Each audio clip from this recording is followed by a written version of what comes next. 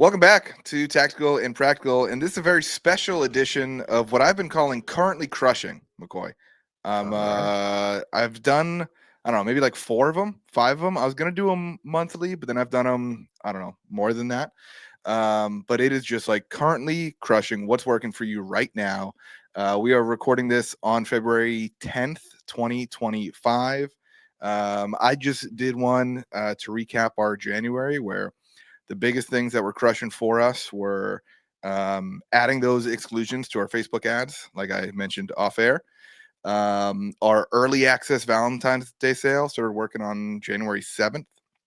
And then bundles are crushing for us, and our kind of LTV focused offer from Q4 is paying off big time, where we gave every new customer a $50 gift card to come back and shop again before Valentine's Day. So that's what's been working for us. What has been working for PLG?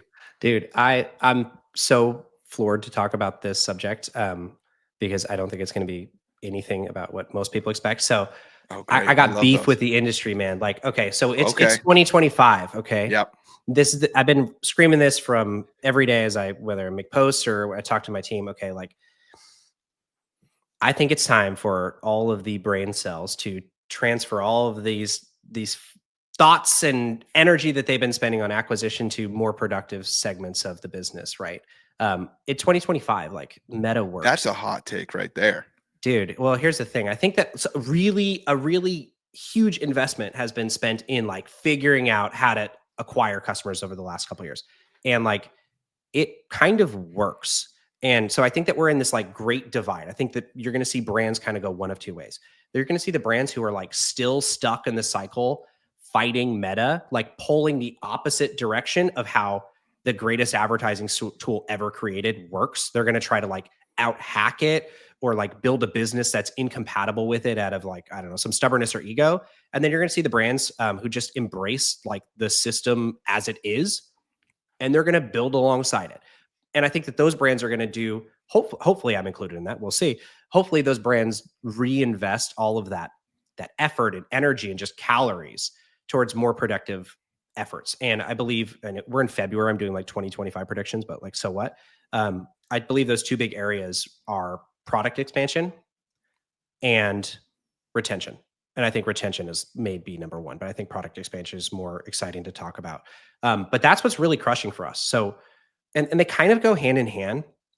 We're really big on new products. We're really big on taking a product that's already working and doubling down. We're really big on taking a product that people already love and releasing it in new colors for returning customers. We're really big on category expansion. Now, we're a women's accessories brand, like we make bags at the end of the day, but we're trying to attack new categories. We're trying to attack, with our first new launch of the year, we attacked the sling bag category. We think that there's a net new audience there that we can capture by releasing products into that area. And we want to talk to those customers differently than maybe the customers we've talked to for the past decade about big totes, big leather totes. Now it's time talking about sling bags. We're doing the same thing with backpacks. And then on that side, we're really, and this butts directly into retention, we're really trying to dissect our total sales data into the two segments, new versus returning. How are they behaving the same? How are they behaving differently? And speak to new product iteration for those segments. What does the next new customer want? And is there something that we can release to talk to the returning customers? What do they want after they bought our best sellers and our best selling colors? So I'll kind of pause it there before we go into retention. But I mean, I think we just, meta works, dude. Like acquisition works. Yeah, you need new customers. Like build alongside the greatest advertising tool ever. Stop fighting it. Yeah. And like, let's get to this next era of sophisticated e-commerce marketing.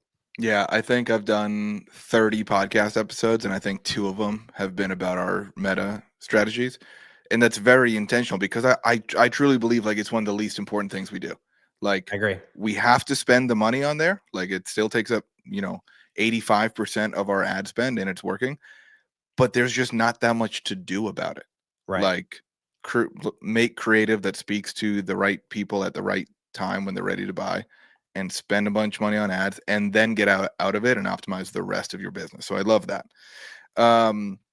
You mentioned that certain products might be like a great new acquisition tool I had Sean Frank on, who talks about like every new category expansion for them, Mhm. they specifically designate as either an acquisition product or a LTV product. Mhm. Um, is that kind of how you're approaching it? The only other way that like think about it is like we think about it in terms of it's the hero product that someone's going to come in and buy, or it's an upsell item.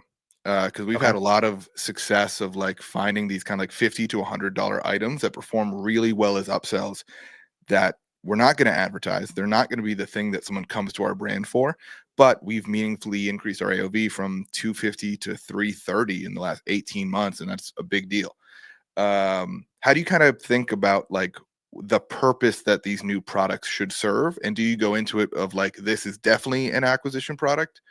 Or do you kind of try everything as acquisition? Then if it doesn't work, see if your repeat customers will buy it. Talk me through that. Yeah, no, we don't we try almost nothing. Almost nothing. I think Really? maybe hopefully that'll set somebody free. Like Yeah. we launch so many new products. I try almost none of them as acquisition products. Like cuz I kind of got my few and Yeah. there's not really a need. We talk about this all the time. Like it depends on whether or not you're growing or not. Like if you're releasing more and more and more products to essentially the same pool of revenue, all you're doing is fragmenting your revenue into more and more pieces. Like Yeah. it's a jar full of marbles and you got to fit them all in there now and you're Yeah. making your job more difficult. If those are not achieving net new audiences by releasing those products, then like I would think twice about how often you're doing that. So I'm not advocating for like just machine gun new product strategy. Like that's a good way to make things really difficult really fast. Especially when it comes to like demand planning things like that. Let me But cut oh, go ahead. in Yeah, let's do it. because this was one of the most important things I heard from you the first time we met, which I think we're on the anniversary of year 3 that Mhm. we met in Austin. And I remember you asked me which one of our products produces the most contribution margin dollars over like a 12 or 24 month LTV. Um, and I was like, this one. And you were like, great. Every dollar you spend advertising a different product is lighting money on fire. Mhm. And I was like, oh shit. Like, I've never thought about it like that, but it 100% is.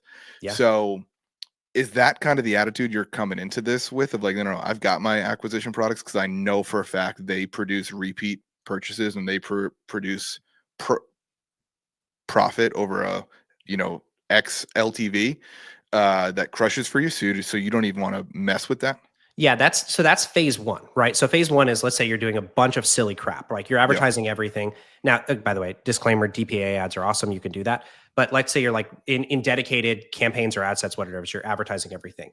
Okay, if you're advertising products that don't produce like the optimal 12-month journey, and 12 months is a level of sophistication you should try to get to. Most people are like their cash flow cycles are tighter than that, but Yeah. nonetheless, the idea is like if this product is going to give me more contribution dollars over 12 month, then I'm actively saying no to that the delta between this product and that product's contribution margin by choosing to advertise the suboptimal product. So step one is don't do that. Where we're at now, we have a pretty large product catalog. Um, I refer to these as kind of like you have hero products. I call the other category products Plinko products. If you ever played, Mm, seen Plinko, it's like, you throw the chip in the top and it bounces around. yeah. That's sort of how your website traffic behaves, right? So they Yeah. come in from one central point or a very few number of central points. And for us, those are the hero products. Those are the select number of bags that we choose to advertise heavily. But from there, some portion of them bounce around to different products. Now, some of those products are good, some of those products are bad. So I actually, this is kind of like just, I don't know, degenerate ADHD behavior. We monitor the conversion rate of every single one of our PDPs, every single one. And so my overall theory and kind of the phase two is like, yes, I still want to advertise the fewest number of products which produce the best journeys.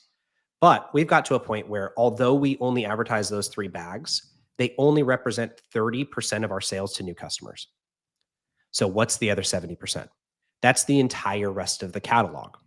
Okay, what is the catalog? Well, the catalog is all of the new products we've released, which we've maintained, which we've monitored, and then we have, I don't know, 10, 15, 20, 30 different products, all with a good or average PDP based conversion rate. And if something's too low, we optimize that product out of the catalog entirely. So if you're in the sub 1% PDP conversion rate, I'm going to edit that product out of our catalog. If you're in that like sweet spot 2.5%, we get this, by the way, just like it was much easier on Google Analytics, like RIP, but by looking at the unique page views against products sold. It's not a perfect formula, but it's good enough. Yeah, directional. Exactly. It's directional and a field goal post, right? But we're editing out bad products out of the catalog, and we want to stack that catalog as full of good performing products as we possibly can. So whether that's 10 or 20 or 30, if those are all incremental, we want those products. If they're a detriment, if they're pulling down the average conversion rate, or they're, especially, the reason this is important is because when you look at your sales chart, you can't tell what amount of attention it's taking to sell what volume of product. So you might see something that's high on the product sales list, or conversely low, but you have no idea how much attention that page is actually receiving to produce those results, which is, in a nutshell, conversion rate. But we do this on the PDP level. So phase one, yes, let's advertise the best products and only those. Let's get rid of all the silly crap. And then phase two is let's build a catalog of really great performing products. We're still going to control the amount of entry points, and then we're going to allow the Plinko process to take place and stack our catalog with really great high performing products. IntelliGems is your one-stop shop for profit optimization on your Shopify store. Whether you want to test headlines or copy or images or prices or personalized experience, depending on where users came from, IntelliGems is all you need. And because of their help this year, we've been able to increase our conversion rate and our AOV while nearly doubling our site sessions. So go to IntelliGems.io, tell them I sent you, and you'll start adding dollars to your bottom line today. So the goal there is, even when people Plinko away from your top 3 bags that you're advertising, you know they can only find products that perform well. They're not finding any duds because you've already stinkers, taken those out. That's great. Yeah, so we're constantly optimizing it. PDP conversion rate. We're looking at cohorts for LTV based on AOV size. Like what is somebody who makes a first purchase and their AOV is 60? How does their LTV differentials play out over 12 months? And we're also looking at non-hero product LTVs. And then that all gets blended into that beautiful chart you see on Lifetimely or whatever MTA tool you're using. And sometimes it can blend it up or down, and you want to make sure you understand what's going on there. But check that. I would check that. If you, let's say you're already at, nearing the end of phase one and you're only advertising a few products, what percentage of your new customer sales are those products versus the entire rest of your catalog? I'm so glad we're talking about this, because this is fundamental to our growth for the last couple of years. Because when you first explained this to me, you told me, you're like, I bet some of your best sellers are not good products. Yeah. And I was like, this guy's an idiot. Like, what the hell is he talking about? And then you told me, go look at the sessions it takes on PDP to sell one watch, and look at the conversion rate of your top dogs. And even though that product was making up 10% of revenue out of 200, so we were like, this is killer. It's like, yeah, but it took twice the traffic to sell one of those watches than other products. Yeah. And that was like a really big awakening for us, because like, oh, our best sellers weren't the best performing products. They were the ones we were spending the most money advertising. And they were the ones that we were spending the most time on promoting, where it's like, well, now we are relying on site visitor and customer data to determine, like, you tell us what the best products are, and now we are spreading out our budget and delegating time and resources to the products that our customers have already shown us are our true best performers. And it's been massive. I mean, we've quadrupled in size since we met 3 years ago, and like, I think this stuff, I would give it like 70% of the reason why we're growing is because we understand this now. No, I love that. And it's, you got to dig in. You've got to get to this level. This is the type of activity that pairs so well with Meta. And when you're not trying to pull it in the opposite direction by giving it terrible products to promote, and then, shaking your fist at this guy about the Meta CPA, and they're like, dude, it's just a bad product. And I don't know how they don't know how to tell you that. But the data is there. You have to find it out for yourself. And, eventually, like, one of the general rules is like that scale degrades efficiency. So it's not to say like some of our best products now don't have the highest conversion rates. That's not the idea. But we found the products that can like take the heat, that can like withstand the fire of getting all of this money dumped on them, which means traffic, which means sessions, which means attention, and still come out relatively near the average. So Yeah. it's not to say that like, oh no, this one slipped a little bit, I'm going to optimize it out. You'll get to know your store. You get to know Yep. your products. You get to know your brand. And those things will take the heat for you, and then they'll help you get to the next level. Love it.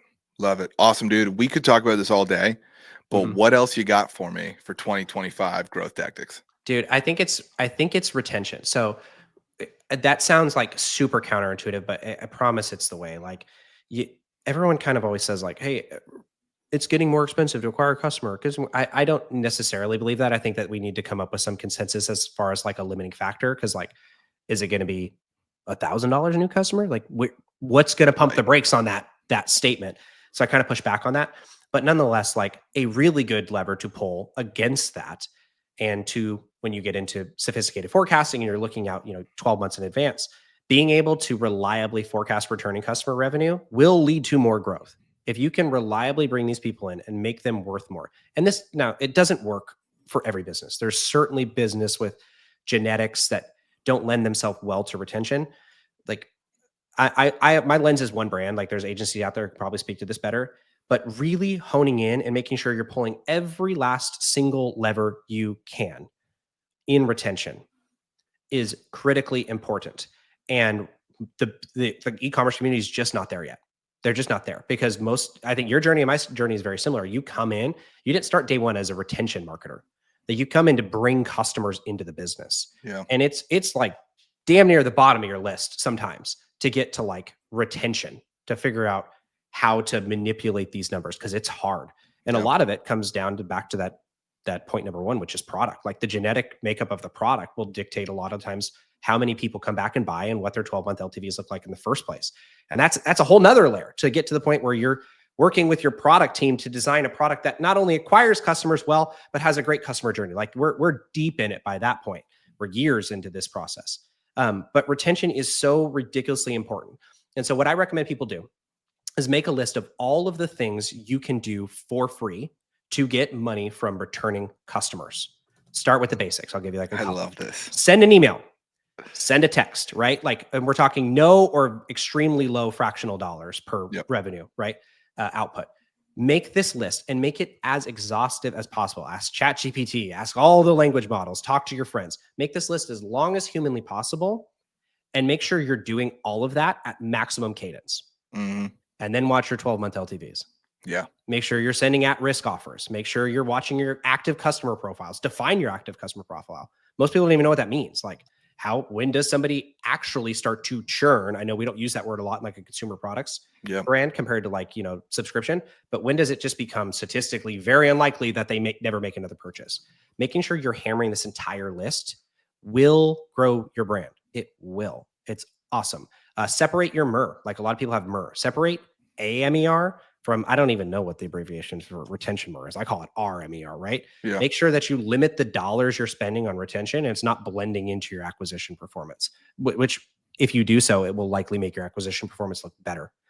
And it will lie to you, because you'll be spending money on easy, cheap returning customer revenue, and it will camouflage how bad you are at actually acquiring those customers. So like, make that list. That's like number one tactical prick. Like, make that list, make it as long as you humanly can or possibly can, and hit that every single chance you get all the way to the end before you think that I've got to turn ads up. I've got to do this. Make sure you do all the shit you can do for free before you ever start pulling money out of your pocket just to throw it into the black box that is Meta and try to get the next new customer. It's fucking awesome, dude. Let me ask you about that list. Are you well, let me just dig deeper into it. You sound like you don't give a shit about unsubscribes. Do you kind of follow the method of like, I don't care if you unsubscribe because I'm going to text you every day until you buy a bag? Are you guys a little bit more thoughtful than that? Where do you kind of land on like how aggressive can you get with retention before you're just burning your list for no incremental revenue? Yeah, great question. So I would recommend I'd recommend the yin and the yang. So I'm kind of on the aggressive side of this, and I have bulwarks against my aggressiveness or Curtis's aggressiveness, and that's Matt, and that's our retention manager, right? So they're the ones who say like, dude, I can't do that. But usually those ideas lead to like maybe like a segmentation idea, right? Like, okay, is now a good day? Like, if I can't hit the entire list and do some wild promotion, is there a segment that it's the right time to talk to them? And the answer is literally always yes. Always Like you've yes. never Yeah. burnt it. You've Yeah. never ever got to the end of the list. That's the spoiler about making your list. But no, we're aggressive with that. Like, I mean, we have a loyalty system, and I know those kind of get memed in D2C culture. I think that people are dead wrong about them. But having like a loyalty, like that gives us an extra 20 things that we can do, you know, secret promotions, extra double point days, things like that. Like the truth is you're never at the bottom of the list, even when you think you are. Usually you run out of time in the day before you hit the end of the list. Yeah. Do you look at like this mission to kind of increase LTV as a way to combat a rising acquisition cost? Like, are you thinking like I can now scale up my advertising at a CAC that's $10 higher, $20 higher because I'm getting an extra 50 on the LTV? Or are you purely looking at it as like this is just extra money in our pocket?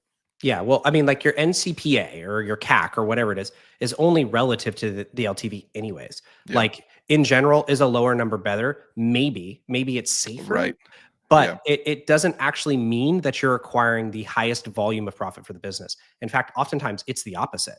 I mean, Hmm. we've done this plenty of times where we took the quick cash to sell things like wallets or small trinkets. And hey, guess what? CAC is down. But that didn't equate to an LTV that rose and therefore contribution margin over 12-month increase. Yeah. Like it was worse for the business. Although it would look better on every chart, looked better temporarily on the MER charts, and it Mhm. looked better on the CAC, right? But it was the dead wrong move. And like future me looked back at like past me and was like shaking his fist, like, damn you. Yeah. Like, why did you do that? Why did you spend 4 months not checking the data, not thinking about this all the way through? Because I'm going to have to pay the price for this in the future.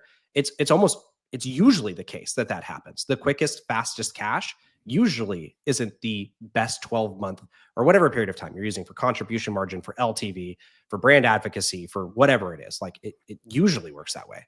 That was a big shift for us too, where we went from trying to acquire the most customers for the cheapest Mhm. to I just want to acquire as many of the highest value customers possible. And that came from talks with you and talks with Charlie, who I think understands this Yeah. stuff really well. I know he sells a course, but he gets this shit. Um, and for us, like that was like a really eye-opening kind of thing for us because like, oh, if we just let our CAC be $20 higher because we're advertising more expensive products, our 12-month LTV went up $100. Mhm. And it's like, oh, we should be doing that the whole time because otherwise we were acquiring customers on cheaper products that produce poor repeat rates. Mhm. And it's like we're making ourselves more reliant on less stable acquisition because we just couldn't look 12 months in the future. And now that we're able to do that, it's been like really, really changing for the business to be able to be like, no, no, no, we are confident if we sell one of these 4 watches to someone on acquisition, there's a way higher chance they're going to come back and buy again. So I don't care that CAC has gone up this year because our AOV and our LTV are growing much faster. 100%. And that's where I think that's where we'll get to retention in a huge part, a real way, leading acquisition goals, really telling them like what they need because they're always thinking 12 months in advance to Yeah. try to like backfill the strategy on an Yeah. acquisition to like tell you what you should be advertising. Yeah. Because but it's a level of sophistication that's hard to get to. It takes a couple years of, after the business starts, because you start from A, you work Yep. your way to Z, right? And retention comes way down the list. I think that will change in the future, but for now, like it makes total sense. But you've got to think this through. It's not as simple as high Yeah. ROAS and low CPMs and great CPAs. Like there's way more to this. Yeah. Dude, it was this was the first year that I like created our yearly forecast, Mm. basically starting from what I expect repeat purchases to be. Um and one, it made the process way easier. But two, like it made the goal for this year not seem as daunting. Mhm. Like we're planning on growing by a lot again after we grew by 100% last year. And I'm having the same feeling I have at the end of every year in ecom where I'm like, cool, killed it. Fuck, I have to do this again. Like, Yeah, like it took everything yeah. to do what we just did. Like now I got to go grow by another 50% this year. But starting from the repeat customer data of like, all right, well, cool. I know I sold 18,000 of that watch. that means I can bet that 6,000 of those people are going to buy Mhm. something else worth on average $280 in the next 12 months. So it's like, great. That's one chunk of revenue that I don't have to pay for, that I don't have to expect from Meta or YouTube or Google or AppLovin. Like, that should just be money in the bank this year, assuming we continue to execute our retention marketing the way we have been. But kind of like going down the list of like what I expect, then we look at the year goal and it's like, oh, my new customer ROAS this year can actually get a little bit worse, Yeah. and we're gonna be okay. And that's been like really refreshing. Like it's almost just like having a tailwind of like, yeah, we're gonna grow this year because we acquired the right high value customers last year, and we weren't just chasing the cheapest ones. 100%. I mean, like the dirty secret that people don't say loud enough, again, part of because it takes a while to get good at retention, is, I mean, if you're like our business or the average ecom business, like once they get to the, high 8 figures or 8 figures generally, it's most likely that you produce the super majority of your profit from return customer Hmm. purchases. It's the super majority. Yeah, Like, if we talk about, the word first purchase profitable, like even the ones who say they're first purchase profitable, we happen to be. I mean, I'm talking about this much.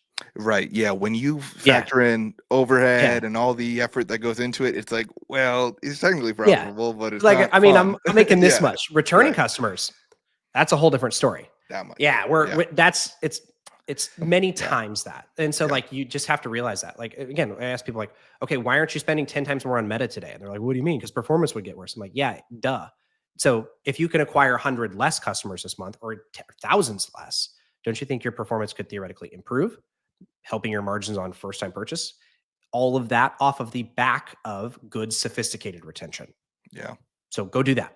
That's a Love good it. idea. Yeah. L- Love it. And totally agree that like I think all of us came up on the acquisition Mhm. side of these businesses for whatever reason. But every time we have a conversation internally about retention, we like kind of go through that list you brought up of like what are all the free things we could do, and every single time we talk about it we think of something that is the most Mhm. obvious, like smack you in the face, that like I literally say like, why the fuck haven't we been doing this? This is the most obvious Right. thing, and then we do it and it makes us an extra x% of dollars, and we're like, oh, that was the simplest way we have Mhm. made money at all, and it's way more fun and way easier and way more likely of an outcome than trying to get Meta to produce an extra X amount of dollars. Yeah. Um, The power's in so your yeah, hands. Yeah. I love it, dude. This is awesome, dude. Thank you so much for coming on your third and fourth Back to back. Let's go. appearance on Yeah. Tactical and Practical today, dude. You're killing it with the LinkedIn content these days. Where else can people learn from you? Twitter. When's your podcast coming out? Oh, who knows about the podcast? Yeah, I post terrible takes and memes on Twitter, and you can find me on LinkedIn. That's probably the best way to describe it. Awesome, dude. Thanks so much for coming on. Thanks everyone for listening to Tactical and Practical.